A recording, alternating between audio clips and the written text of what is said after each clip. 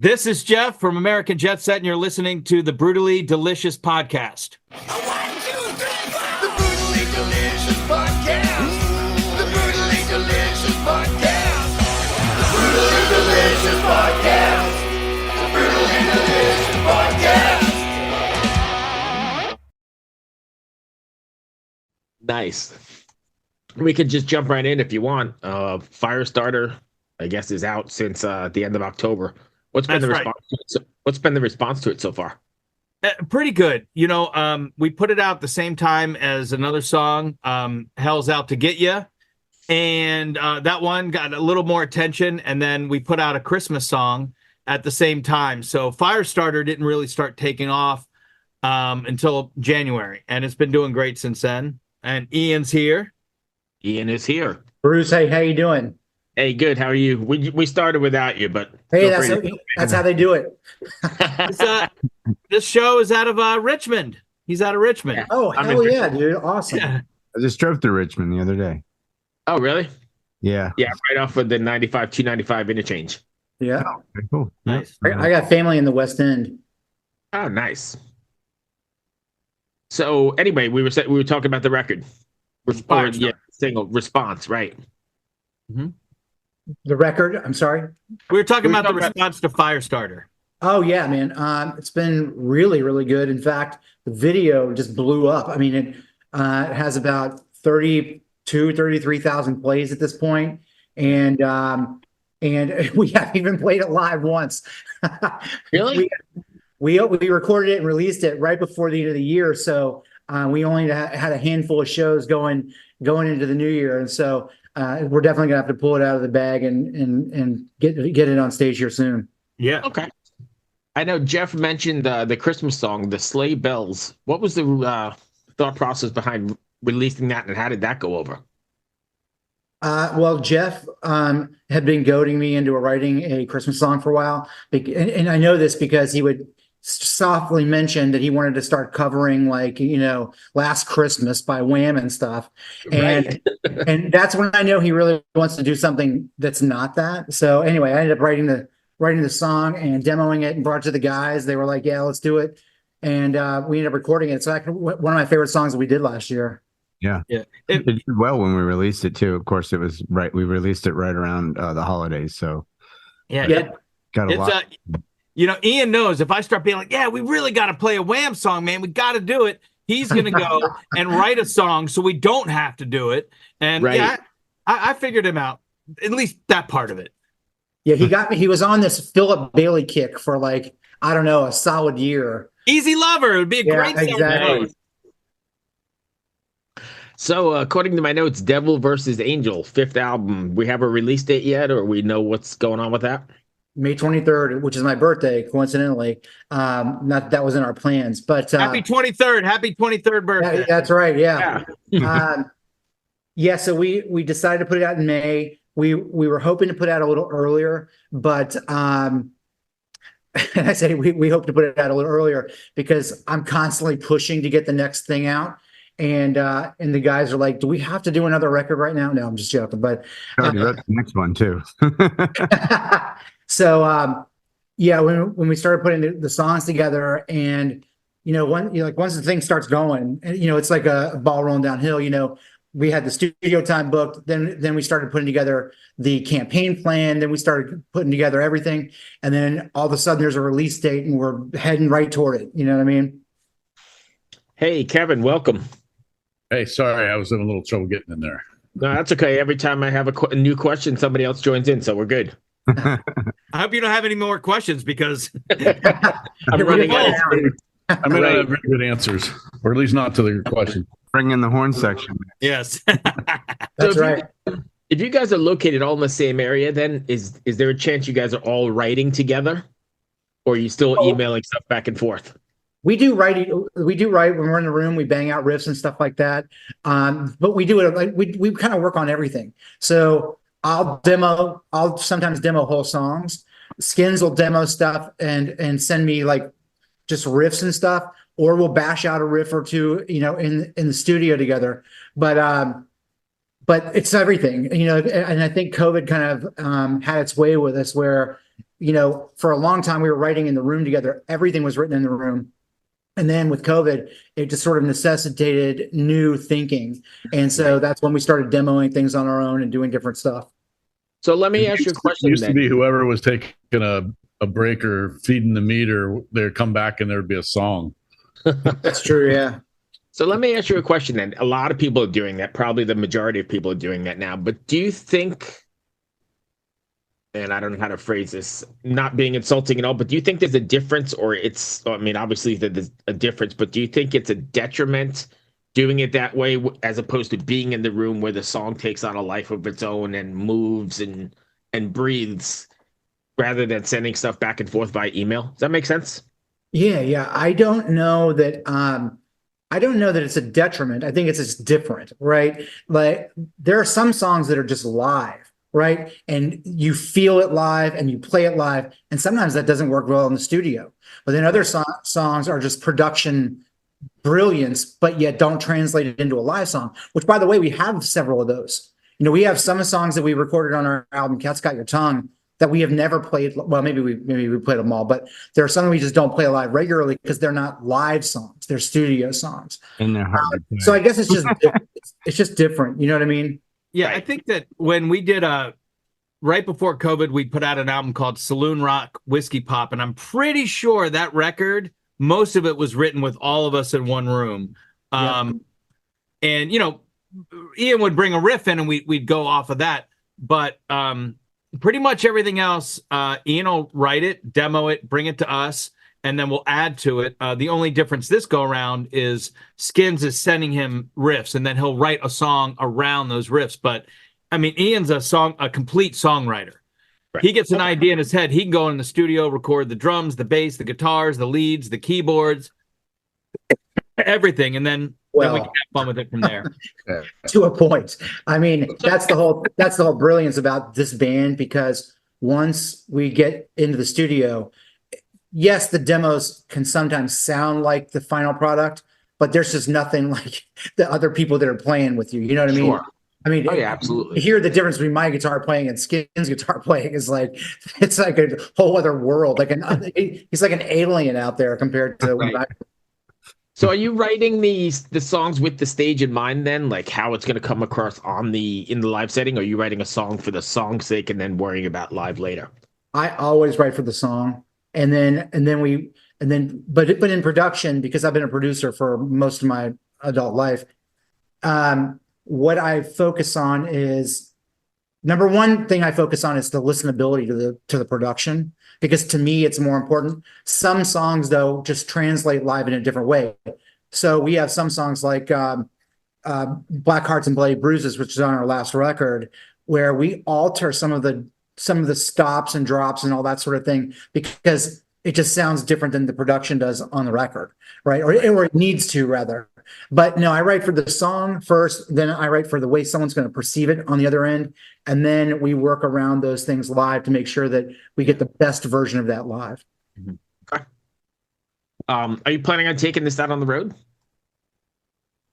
The new record? Yeah. Oh, hell yeah. This year is going to be a much bigger year for us than last year. We have our irons in the fire for touring. Last year we had an unfortunate situation with our European tour that didn't happen. This year we might be going trying to do that again. But this year should be a much bigger year than last year, even though we did tons of dates last year too. Right. Touring's hard these days, right? It was hard always, but now it's even more difficult, right? With the price of fuel and people, I've read people taking cuts of merch along the way, and there's not much left for the artist on the road, right? Yeah, and half of us, you got to think about, what you're doing for your day job too, if you have one. You got to take all those things into consideration. In the 90s, when I was a line cook, I could quit and go on tour for 4, 5, 6 months at a time, come back and have my job waiting for me. Right now, a couple of us own our own companies. A couple of us are working day gigs. A couple, we're teaching. We got all kinds of things going on. So everything needs to really line up and make sense. And that's why we've been doing these flyover dates and things like that to get the most bang out of our buck if we're going to be flying out there. A lot of times when you're in the middle of the country, maybe places people haven't heard of you, and it's a Tuesday night, and you're, playing a bar that capacity is 23, Right. So it really depends. So we're trying to go the smart way for everybody. We want to put on good shows for as many people as we can in as many places. And I hope we get out to some more places this year. I mean, outside of, up and down the East Coast and a little bit out into Virginia and California, that's pretty much been it so far. Right. So I assume though that what you're saying is you kind of have to just make sense, or the dates have to make sense, right? You're not just going to randomly go on No, we were not. and stop in those places like you're talking about. They have to make sense, right? Yeah, we have had booking agencies where they've said, well, we can do this leg. It just doesn't make any sense at all, in terms of the type of show. That's the other thing too, is it's not so much even about where it is it the right venue even, right? Because the kind of music that we play is this very specific type of thing. Like if the stage is like this tiny bar thing over in the corner while everybody's playing pool, that just isn't going to work for a band like ours. Right. It's got to be a very visual experience. We do a lot with our lighting and a lot with the show. The big screens and everything. Exactly. It's the production. It's got to work and make sense that way too. Yeah. It's a whole different ballgame than it was a long time ago. Hey, let me go back to talking about the writing of the new record then. Is there something you want your fans to walk away from after listening to one of your records or the new one coming up, Devil versus Angel? I mean, man, I love it when we get notes. I was in a band for about 10 years that was signed and played all over and did everything. And I still have emails from people where they wrote and said, hey, this song got me through this thing when my dad had cancer. And those kind of things, I live for that stuff, because not that I'm waiting for it, but when it comes in and it's so genuine, that's what I'm hoping is that in some way we can kind of touch somebody with something that we're doing and that it's meaningful to them, even if it's just them listening and, singing at the top of their lungs. I mean, that's the kind of stuff I live for.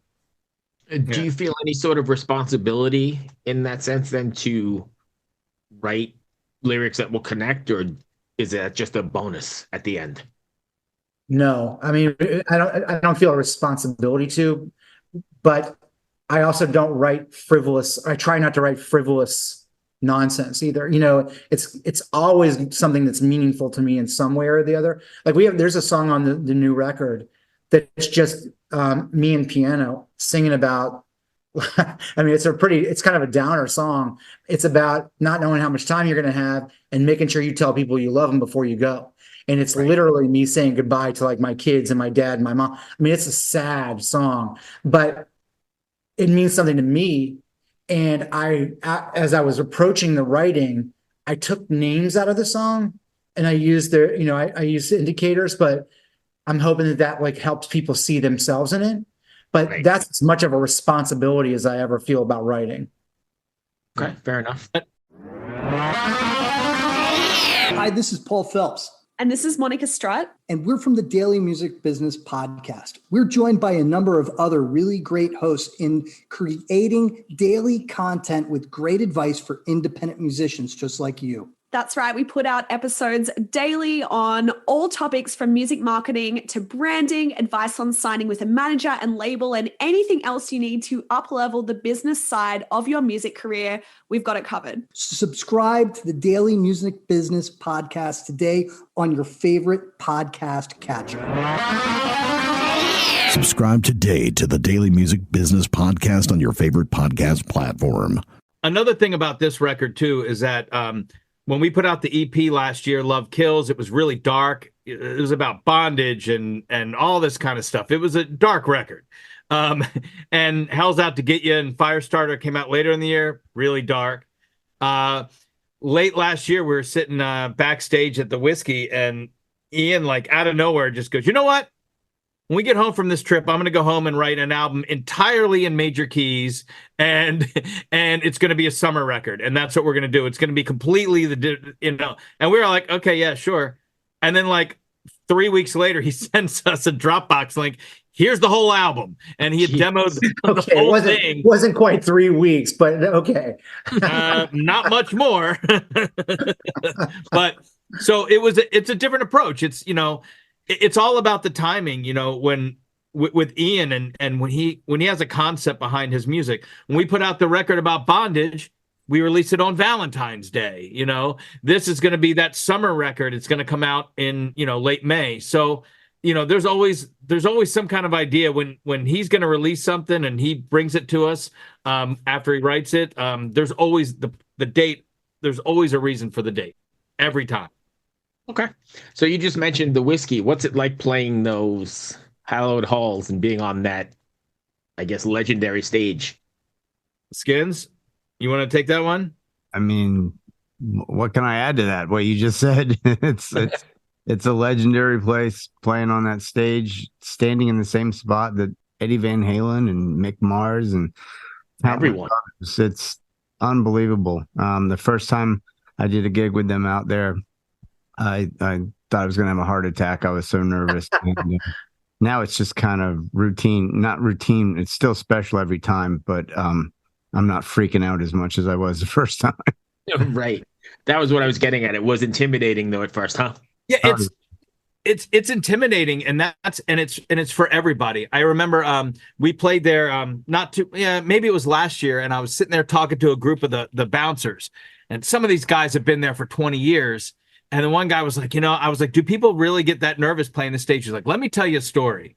Mm-hmm. He goes, when Slipknot first played here, Joey Jordison was so terrified to get on the Whiskey A Go-Go stage that he had to be carried from the dressing room onto the stage because he was so nervous to play that venue. Wow. And when I was told that, I was like, damn. And we were getting ready to play there for like the 9th or 10th time. And I was just like, that's why it means so much to me. I just love playing that venue. And it doesn't hurt that every single time we played there, it's been a great show. I mean, that doesn't hurt. I mean, nobody wants to play at the Whiskey in front of 5 people. So let me ask you a question then. Is a show for you a show? So if you play to 5 people, like you just mentioned, or a packed Whiskey A Go-Go, the energy is different, but do you guys still consider it? I mean, it's all in. It's a show for those 5 people that have paid. We put on the same show. Yeah, put same show. Yeah. We played a show during COVID that was we were asked to play a private show with Kix out here in our hometown, and it was for a wedding reception at this very large venue. And because of COVID, they had I think they had 50 people in the whole place. 49. The rule was it couldn't be 50 or over. They were 49 people. So, we played in this room that for 800 seater to 50 people, and everybody spread out every 10 feet. And just, it was the craziest thing. But, we went full blown hardcore stage show.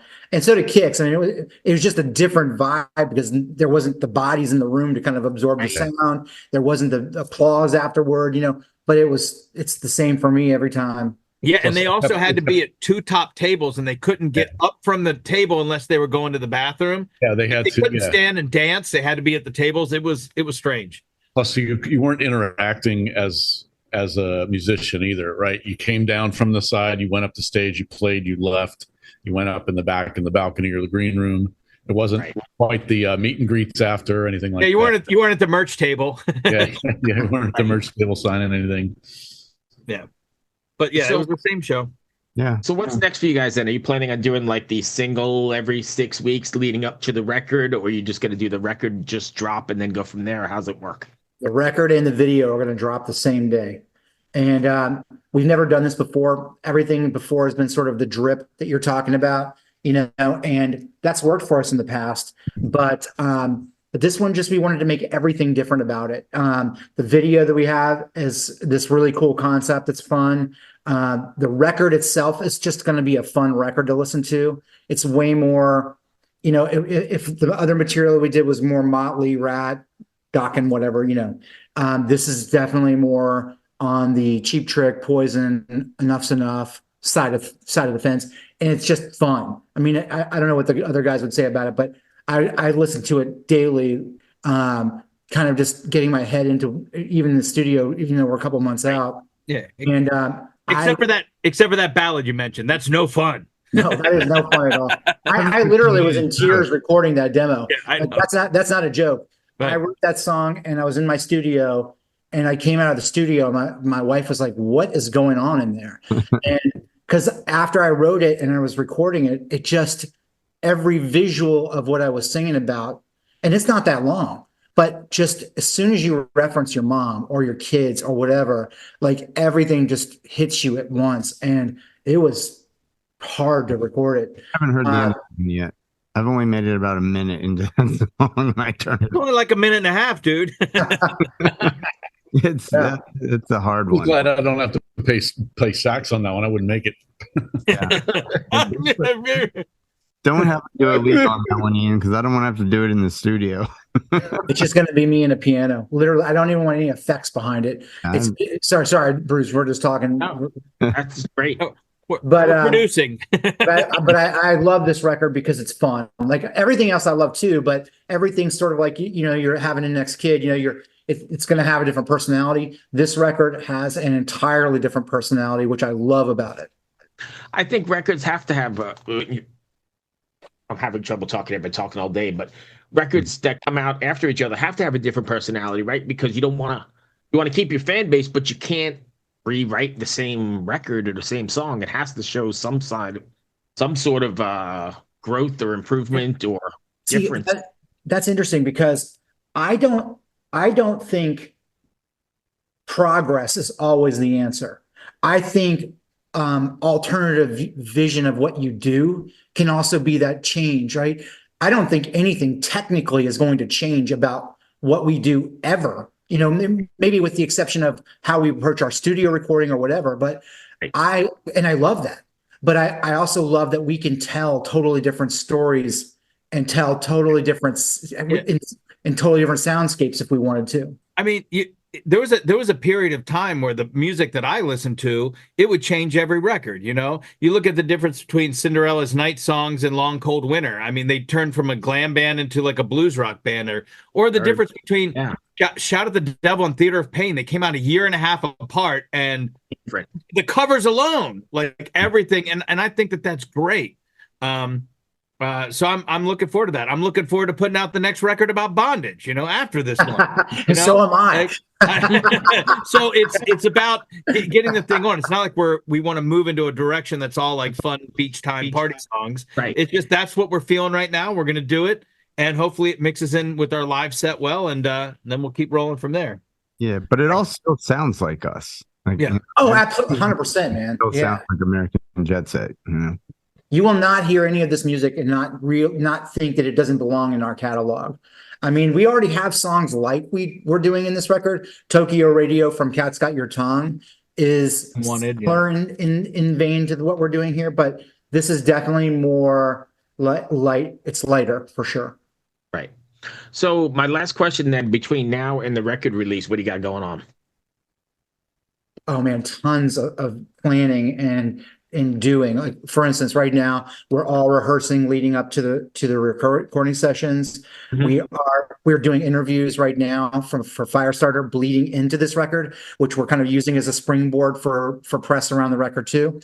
Then Kevin and I are also working with the director to organize the animatics and all the other things that go along with the video production.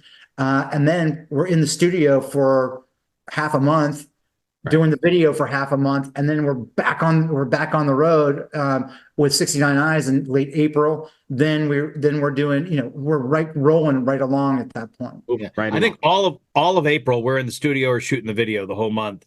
Right. And like you said, and then before the record comes out, we're part of the M3 pre-party, the M pre-party. We're doing that. We're going out to we're playing with Trickster in Baltimore. Playing with 69 Eyes, Virginia, and then we're back out in Hollywood with Pretty Boy Floyd and DeMalls at the very beginning of June. The record will be ready for that, though. Right. Amen, brother. So, lastly, if fans want to find you guys, can you give us your socials and however they can contact you? First thing is AmericanJetset.com. Everything we have is up there. Facebook.com/American Jetset. And then everywhere else, just look for American Jetset. But those are the two big ones. And we currently have an Indiegogo campaign where you can pre-order our record already. You can get all kinds of perks. There's drum heads and custom Jetset guitars that are signed. We're Which someone just bought. Yeah, someone just bought one of those, and we're doing a private waterfront party in May. So it's just a way to get these funds rolling for this record because it's big. We're doing vinyl, cassette, CD, and to shoot the video. So that's, I think, right on the front page of our website, right? The Indiegogo information. Yep. It's all right. Excellent. So hopefully we cross paths with you guys because you're really just like 90 minutes up the road. Yeah. Any plans coming down here at all yet? We'd love to. We actually had a show booked in Richmond that got canceled at some point. I don't even remember why. Goes back, good Lord, a year ago probably. Was it? Yeah. But yeah, we'd love to get down there. I have family, I have friends. We have tons of fans down there. So Post-COVID shows have been pretty crappy here. It didn't come like it did everywhere else. that's weird because up here in this area, even in LA, there's such a competition to book venues. It's insane. Yeah, I've been waiting for that. It hasn't really materialized. Yeah, I've heard about that even in other scenes. Like I heard, like even in the goth scene, like, Richmond is that spot where they get there and there's just not a lot going on, and then they get to the next city and the shows are great. So I don't know what it is. And I've been to those shows recently where there's been 3 people on a Tuesday night. Ooh, Yeah, it's horrible. we're gonna likely have one of those. Because I talk to people all day long doing this stuff, and I know like how much effort it was to get there, and how much time and prep and everything, and then 3 people. It's pretty bad. We had a couple of those, but I got to say, one of the ones that we did, even though there was really nobody there, I had a blast. I mean, That's good. you can still have a fun night, even though. Oh yeah. It just sucks, even from a fan standpoint. It was like, man, I wish there was some support, something. When you lose your shirt financially. Well, that's the thing. Like who I feel for, whether or not it's self-inflicted or not, are the bands that like go to LA, they don't have a fan base, and then they end up, doing a buy-in to Whiskey or someplace on a Wednesday. You know what I mean? And then they're going on at 8:30, and there is literally nobody there. I mean, if you've ever been there before, there's just nobody it's going to ever be walking through the door other than the bar staff at that point. They haven't even opened the upstairs bar yet. Like it's like people are still mopping the floors in the back. Right. But I feel bad for those guys because we know a lot of them. I was going to say that last time in LA. We were texting Josh and we were like, "Hey, when you go on?" And he's like 6:30. So we roll up at 6:30, and he's like coming off stage. Yeah, We were like, "What happened?" Yeah. Right. Well, that's all I've got, guys. I appreciate you taking the time. No, thank you, man. It was great to meet you. Thanks for having us, man. We hope to see you down in Richmond. Yeah, hopefully, or maybe I'll get up that way sometime soon. Oh, amen. That's it. All right. Be well. All right, thank you. All right, bye.